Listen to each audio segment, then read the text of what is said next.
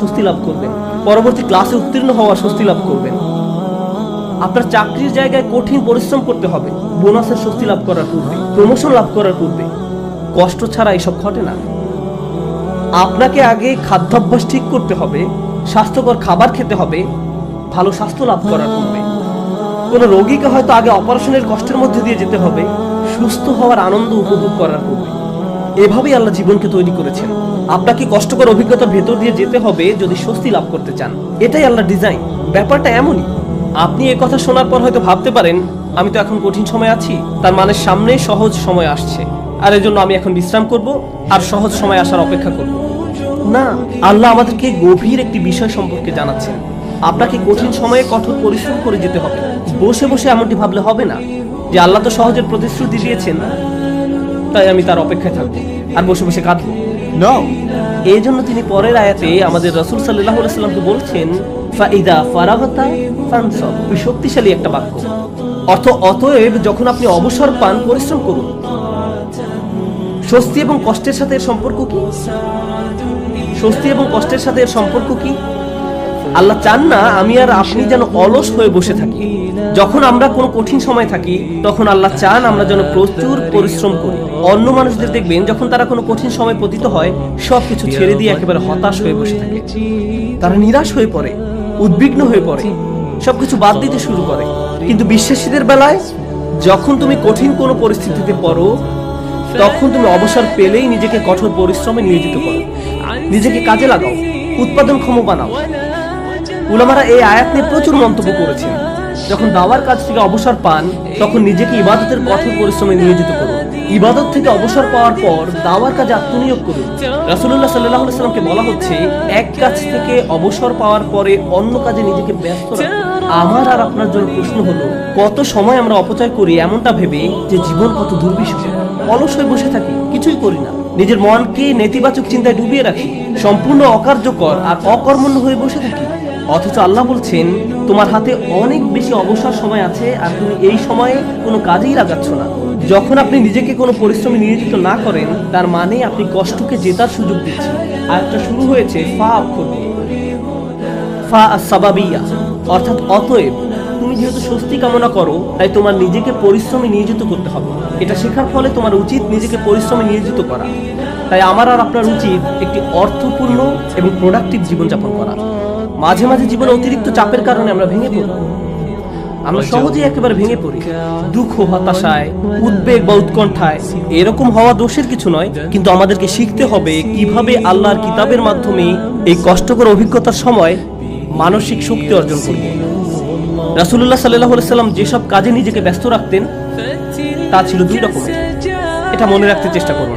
দুই ধরনের কাজ আছে যা আপনাকে ব্যস্ত রাখতে পারে। আমি আপনাদের জন্য তৃতীয় আরেকটি যুক্ত করব। রাসূলুল্লাহ সাল্লাল্লাহু আলাইহি ওয়াসাল্লাম হয় এমন কোনো কাজে নিজেকে ব্যস্ত রাখতেন যাতে আল্লাহকে খুশি করত, অথবা তিনি এমন কোনো কাজে ব্যস্ত থাকতেন যা আল্লাহর কোনো সৃষ্টির উপকার করত।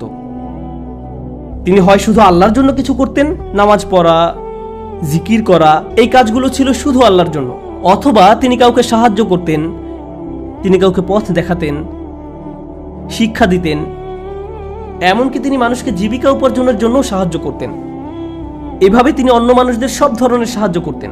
এখন আপনি নিজেকে প্রশ্ন করুন, এই দুই ধরনের কাজের কোনটি আপনি করছেন? আমি কি এমন কিছু করছি যা আল্লাহকে খুশি করছে, বা আমি কি এমন কিছু করছি যা কারো জীবনে স্বস্তি নিয়ে আসছে? মূলত আল্লাহ অন্য একটি সূরায় রাসূলুল্লাহ সাল্লাল্লাহু আলাইহি ওয়াসাল্লামকে এই কাজগুলো সম্পর্কে বলেছেন, ফাআম্মাল ইয়াতীমা ফালা তাকহার ওয়া আম্মাস সাইলা ফালা তানহার ওয়া আম্মা বিনি'মাতি রাব্বিকা ফাহাদ্দিস। সুতরাং আপনি এতিমদের প্রতি কঠোর হবেন না, আর ভিক্ষুককে আপনি ধমক দিবেন না। কিন্তু আপনি যখন অতিরিক্ত চিন্তা করতে থাকবেন নিজের সমস্যাগুলো কতটা খারাপ, জীবনটা কেমন দুর্বিষহ, কিভাবে সবকিছু তার গতিপথ হারিয়ে ফেলছে, কোনো কিছুই কোনোদিন ঠিক হবে না, তাহলে নিজের মাঝে আপনি অতিরিক্ত ডুবে আছেন। আপনি নিজেকে নিয়েই পড়ে আছেন। এভাবে নিজেকে নিয়ে পড়ে থাকলে আল্লাহর সাহায্য আসে না। এভাবে আল্লাহর সাহায্য আসে না। আল্লাহ বলেন ওয়া ইলা রাব্বিকা ফারগাব, এবং আপনার পালনকর্তার প্রতি মনোনিবেশ করুন। আমি আর আপনি যে সমস্যাগুলোর মাঝে দিন পার করছি আজ সেগুলোকে অনেক বেশি, অনেক বড় বলে মনে হয়। সমস্যা ছাড়া আর কিছু নিয়ে আমরা ভাবতে পারি না, কিন্তু একটু সামনে এগিয়ে চিন্তা করলে বুঝবেন আমরা সবাই একটা গন্তব্যের উদ্দেশ্যে ছুটছি। আর সেই গন্তব্যটি হলো আল্লাহর সাক্ষাৎ। ওয়া আন্না ইলা রাব্বিকাল মুনতাহা। যদি এই ব্যাপারটা ভুলে যান যে আপনি একটি রেলগাড়ির ভিতরে আছেন, বুঝতে পারেন বা না পারেন আপনি আল্লাহর দিকে ছুটে চলছেন, আপনি কিন্তু নিশ্চলভাবে দাঁড়ানো অবস্থায় নেই। আপনার সমস্যাটি জীবন থামিয়ে দেয়নি, জীবন এখনো এগিয়ে চলছে। আমার আপনার আল্লাহর সাথে দেখা হবেই। আপনি যখন বুঝবেন আমি যাই করি না কেন এই ভ্রমণ থামানোর কোনো উপায় নেই, তখন আপনার পক্ষে নিজের গন্তব্যের প্রতি মনোনিবেশ করা অনেক সহজ হবে। এই মুহূর্তে আমি যে এলাকা অতিক্রম করছি, যে সমস্যাপূর্ণ এলাকা অতিক্রম করছি, একসময় এটা পার হয়ে যাবে, কারণ এটা আমার গন্তব্য নয়। আমার গন্তব্য হলো আল্লাহ আজ্জা ওয়া জাল্লা। এভাবে নিজের মাথায় একটা চিত্র তৈরি করুন। মনে করুন একটি পথ দিয়ে কোথাও যাচ্ছেন, আর পথিমধ্যে কোনো জায়গায় প্রচন্ড দুর্গন্ধ নাকে এসে লাগলো। যদি চলতে থাকেন, গন্ধটা একসময় চলে যাবে। এটা সব সময় আপনার সাথে থাকবে না। চলতে থাকলে একসময় ভালো একটা জায়গায় এসে উপনীত হবেন। আপনাকে হয়তো ভয়ঙ্কর কোনো অঞ্চলও অতিক্রম করতে হতে পারে। আপনি চলতে থাকলে ওই অঞ্চলও পার হয়ে যাবেন। জীবনটা এমনই, আমাদেরকেও এভাবে জীবনের সমস্যাগুলো অতিক্রম করে যেতে হবে। আর আল্লাহ আজ্জা ওয়া জাল্লা বলছেন, আপনার আমার জীবনের প্রতিটি ভ্রমণেরই একটি উদ্দেশ্য আছে। আমাদের নিজেদের শুধু একটি প্রশ্ন করতে হবে, আমরা কি পরিশ্রম করছি?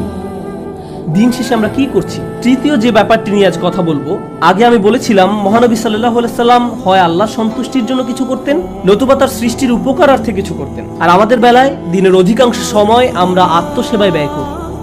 অবশ্যই আমাদের বিভিন্ন জিনিসের প্রয়োজন রয়েছে। আমাদের খাবারের দরকার, পোশাক পরিচ্ছদ প্রয়োজন, চাকরি বাকরি করতে হবে, কিন্তু অবসর সময় আমি কি করি? আয়াতটি কিন্তু আপনার দিনের 24 ঘন্টা সময় নিয়ে কথা বলছে না। আয়াতটি আপনার ফ্রি সময় নিয়ে কথা বলছে। আচ্ছা ঠিক আছে, আপনার এক্ষেত্রে কিছুই করার নেই। আপনাকে ভোর 5টায় ঘুম থেকে উঠতে হয়, 6টার মধ্যে অফিসে পৌঁছতে হয়, এবং সন্ধ্যা 6টা পর্যন্ত অফিস করতে হয়, 7:30টা পর্যন্ত ট্রাফিক জ্যামে আটকা থাকতে হয়। ঠিক আছে, কোনো সমস্যা নেই, আপনার কোনো অবসর নেই। কিন্তু যখন অবসর পান তখন কি করে সময় পার করেন? যখন ফ্রি থাকেন সেই সময় কি করেন? আল্লাহ আপনার জীবনে সহজ সময় আনবেন কিনা তা নির্ভর করে আপনার অবসর সময় আপনি কি করেন তার উপরে। অবসর সময়ের কর্মকাণ্ড তা নির্ধারণ করবে। আপনি নিজের প্রতি সৎ থেকে আমাদেরকে প্রশ্ন করতে হবে, অবসর পেলে আমরা কি করি? আর আমাদের ছেলে মেয়েদের কিভাবে অবসর কাটাতে শেখাই? যখনই তারা একটু ফ্রি সময় পায় ভিডিও গেম খেলা শুরু করে, যখনই তারা একটু ফ্রি সময় পায় টিভি ছেড়ে দেয়। আমরা উপকারী কিছু করছি না, আমরা প্রোডাক্টিভ কিছু করছি না। একটু সময় পেলে আমরা স্বার্থপর বিনোদনে ব্যস্ত হয়ে পড়ি, স্বার্থপর ভোগবিলাসে যুক্ত হয়ে পড়ি। মাথার মধ্যে শুধু এই চিন্তাগুলো ঘুরপাক খেতে থাকে, দুপুরে কি খাবো, রাতে কি খাবো, কোন সিনেমাটা দেখবো, কিছু দেখতে চাও, কিছু খেলতে চাও। দিন রাত সারাক্ষণ শুধু বিনোদন, ভোগবিলাস আর অর্থহীন রঙ্গরসে ডুবে থাকা। আমাদের জীবন এমনই হয়ে গিয়েছে। কিভাবে এটা ফানসাব? এটা ফানসাব নয়, আল্লাহর এই নির্দেশে ফাইজা ফারাগতা ফানসাব। কোন ব্যক্তি যদি এভাবে আমোদ প্রমোদের মাঝে নিজেকে হারিয়ে ফেলে তখন কি হবে জানেন? এগুলো তার জীবনকে আরো কঠিন করে তুলবে। আমি বলছি না আপনি কোনো কিছু খেলতে পারবেন না বা কোনো ধরনের বিনোদন করতে পারবেন না। আমি জানি এটা গ্রীষ্মের সময়, স্কুল ছুটির কারণে বাচ্চারা এখন খেলাধুলা করতে চায়, এটা ঠিক আছে, কিন্তু তাদেরকে একই সাথে শেখাতে হবে কিভাবে সময়ের উত্তম ব্যবহার করতে হয়। তারা এটা শিখতে পারবে না যদি তারা আপনার কাছ থেকে না শেখে। আমরা যদি অবসর সময় পেলেই অপচয় করা শুরু করি, অর্থহীন কাজে নষ্ট করে ফেলি, উপকারী কোনো কাজে সময় ব্যয় না করি, তাহলে তারাও এই অভ্যাস আমাদের কাছ থেকে আয়ত্ত করবে।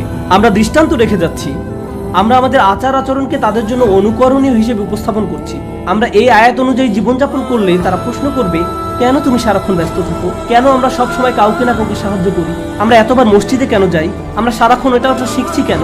আমাদের অবসর কোথায়? ফাইদা ফারাগতা ফানসাব, অর্থাৎ অতএব যখন অবসর পান পরিশ্রম করুন। فإن مع العسر يسرا إن مع العسر يسرا فإذا فرغت فانصب وإلى ربك فارغب। নিশ্চয়ই কষ্টের সাথে স্বস্তি রয়েছে। এই নির্দেশগুলো আল্লাহ আমাদের মহানবী সাল্লাল্লাহু আলাইহি সাল্লামকে প্রদান করেছিলেন। এই বিষয়গুলোর উপর ফোকাস করতে তাকে নির্দেশ দেওয়া হয়েছিল সাল্লাল্লাহু আলাইহি সাল্লাম। আমরা যদি আমাদের জীবনকে উন্নত করতে চাই, আমাদেরকেও এই শিক্ষাগুলো নিজেদের জীবনে বাস্তবায়ন করতে হবে। আমাদের সবারই জীবনে কোনো না কোনো সমস্যা রয়েছে। একটি সমস্যার সবচেয়ে বড় কঠিন দিক কোনটি? সমস্যার বাহ্যিক দিক মোকাবেলা করা সবচেয়ে কঠিন নয়, সবচেয়ে কষ্টকর ব্যাপারটি ঘটে আমাদের হৃদয়ে। সবচেয়ে দুরূহ ব্যাপার হলো সমস্যার সময় আমার অনুভূতি নিয়ন্ত্রণ করা। এটা আমাকে পুরোপুরি অসার, নিস্তেজ বানিয়ে দেয়। এখন সূরাটির দিকে লক্ষ্য করুন। প্রথমে যে স্বস্তি আল্লাহ আমাদের রাসূল সাল্লাল্লাহু আলাইহি ওয়াসাল্লামকে প্রদান করেন, আলাম নাশরাহ লাকা সাদরাক, হে নবী আমি কি তোমার বক্ষদেশ প্রসারিত করে দেইনি?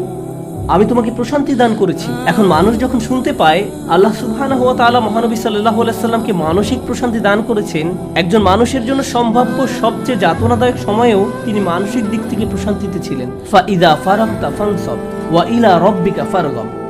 অতএব যখন অবসর পান পরিশ্রম করুন এবং আপনার পালনকর্তার প্রতি মনোনিবেশ করুন। আমরা যদি এই কাজটি করতে পারি তাহলে আশেপাশের মানুষ আমাদের সম্পর্কে যাই বলুক না কেন এতে কিছুই যায় আসে না। বাহ্যিক দিক থেকে আমরা যে সংকটেই থাকি না কেন তাতেও কিছু যায় আসে না। আমরা মানসিক দিক থেকে দারুণ প্রশান্তিতে থাকবো। অন্য সবাই তো কাঁদবে, নার্ভাস হয়ে থাকবে, কিন্তু আপনি নিজেকে প্রশান্ত পাবেন, কারণ আপনি এই মহাসত্য অনুযায়ী পথ চলেছেন। আমি দোয়া করি আল্লাহ আজ্জা ওয়া জাল্লা যেন আমাদের সবার অন্তরে প্রশান্তি দান করেন। আল্লাহ আজ্জা ওয়া জাল্লা আমাদেরকে ওই সমস্ত মানুষদের অন্তর্ভুক্ত করুন আল্লাহর করুণায় যাদের হৃদয় উন্মুক্ত হয়ে পড়েছে এবং বক্ষ প্রসারিত হয়েছে। আমি দোয়া করি আল্লাহ আমাদের দৃঢ় মনোবলওয়ালা মানুষদের অন্তর্ভুক্ত করুন যেন আমরা আমাদের সময়ের সর্বোত্তম ব্যবহার করতে পারি এবং এর ফলে আল্লাহ আজ্জা ওয়া জাল্লা আমাদের জীবনের কষ্টের চেয়েও বহুগুণ বড় শক্তি নিয়ে আসে।